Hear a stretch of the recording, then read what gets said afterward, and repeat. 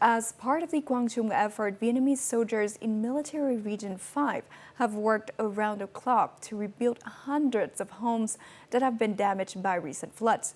As the Lunar New Year approaches, these houses are a lifeline, bringing stability and hope to communities still recovering from disaster. Let's take a look. As darkness falls and the cold sets in, the work continues. Soldiers from Military Region 5 focus on the final stages of construction, determined to deliver each home on time.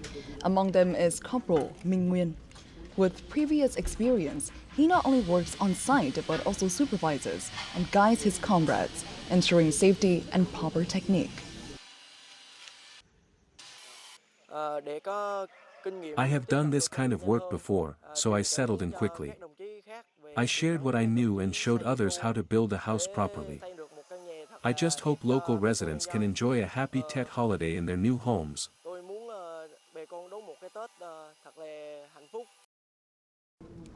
In the early days, many soldiers had never worked in construction, but learning as they went, they soon became confident and skilled. They handled every task themselves, including laying foundations, cutting steel, building walls, plastering, and painting. Each house reflects patience, discipline, and a strong sense of responsibility. At first, it was tough. The work required great attention to detail. But we kept learning and stayed focused. Now we can build and paint a house properly. What matters most is helping people have a warm and complete Tet. Our house collapsed. The soldiers helped us rebuild everything. Now we have a strong new home. We're very grateful to be able to welcome Tet in this house.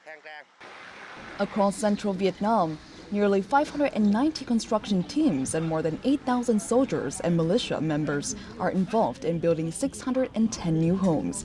The Quang Trung campaign is scheduled to be completed by mid-January, offering practical support to families as the new year approaches.